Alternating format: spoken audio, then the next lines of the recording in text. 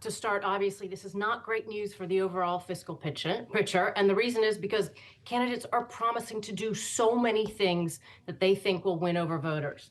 When it comes to former President Trump, obviously, he has an agenda that is very tax heavy. He is going to extend his tax cuts, and he's going to add numerous new tax cuts, including potentially bringing the corporate tax down significantly lower than it already was. He also has very significant spending commitments. And one of the big ones that would get you to that highest number is he's talking about higher levels of spending for defense. And this could mean a huge range of things. One of the challenges we have in this effort is to figure out what is the specific proposal of a candidate. They're not very specific on the stump. And what the overall effects would be. So we see huge differences in the effects of his policies on the economy and some of the responses in things like how much he'd spend on defense, and in particular, the big tariffs that he's talking about, which would raise a lot of revenue.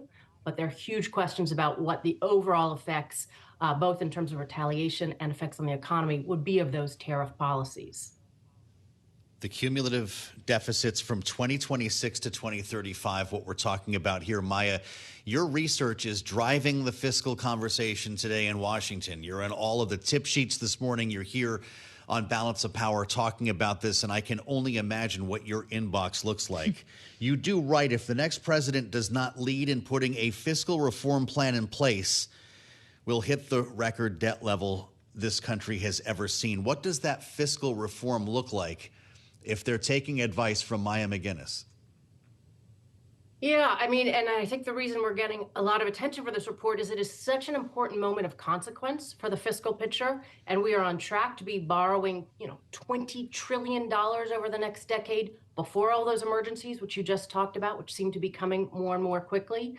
And yet, I think partially due to the huge polarization right now, we have candidates who really do compete on who can give away more things. So those are norms that are going to be difficult to change.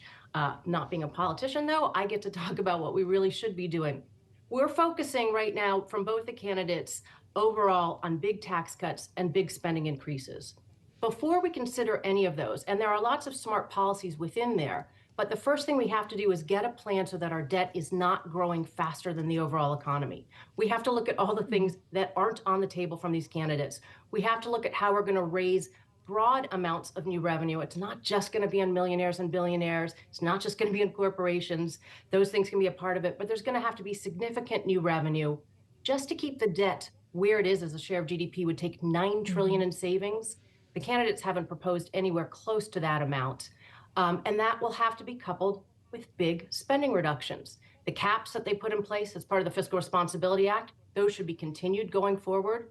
But we're going to have to look at the biggest drivers of the debt, which is where the candidates don't really want to talk, but the aging of the population, our growing healthcare costs. And right now, the fastest growing part of the budget is interest. The way you cut that one is by bringing your deficits down. But we do have to look at Social Security and Medicare, both of which are headed to be insolvent in a very short amount of time. And instead of kind of pandering to seniors and trying to scare them about fixing the programs, we need real fixes for them, probably looking at both revenues and spending reductions to make sure they will be solvent. But we have to talk about the fact that there are trade-offs in budgets. And if the candidates want to pursue the things they're looking at, that should only come after a debt deal. And then they should guarantee that every new policy will be fully paid for and put out the details of the pay-fors that are just as specific as the details of all the new things they want to promise to do. That would be something. Kind of the opposite of what that's what we're always asking about here on Bloomberg. How do you pay for it? You don't often get necessarily a straight answer. Maya, to your point on just to keep stasis, keep things steady, you do find in your low cost estimate that the Harris plan would be roughly deficit neutral. Your lower end estimate for the Trump plan would still increase the debt by 1.45 trillion. So maybe it's not enough just to try to keep the status quo, but to bring that down. What assumptions are you making about where interest rates will be when you do this analysis? Because as we talk about some of their plans also being inflationary, that could mean a higher for longer interest rate environment as well. It could.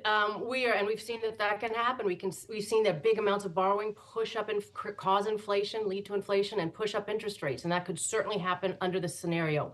We stick with the scenarios that are put out there by the Congressional Budget Office, and actually as often as possible, we rely on estimates from the CBO or other impartial evaluators of these plans so that it doesn't get overly political and we don't have to make huge assumptions in doing this.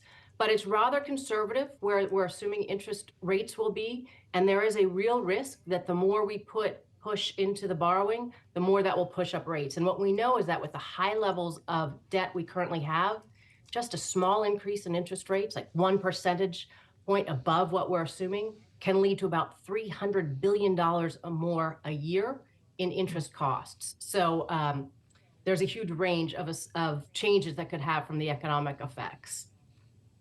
Maya, we've only got a minute left, but we tend to hear from those representing the Trump camp and Donald Trump surrogates and supporters say you're not factoring in the growth.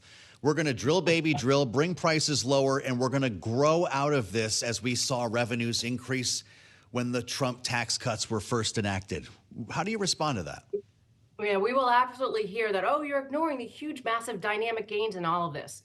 First, in many of our assumptions, we do assume behavioral changes and dynamic changes to GDP. We look at that. In order to evaluate a whole plan, you have to look at the positive and negative effects on growth.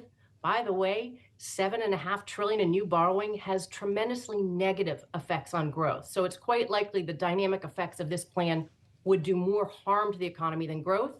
And if you look at what happened in the tax cuts last time, they actually came in pretty much as assumed, which was they created some growth, but not nearly enough to pay for themselves. They led to large revenue losses.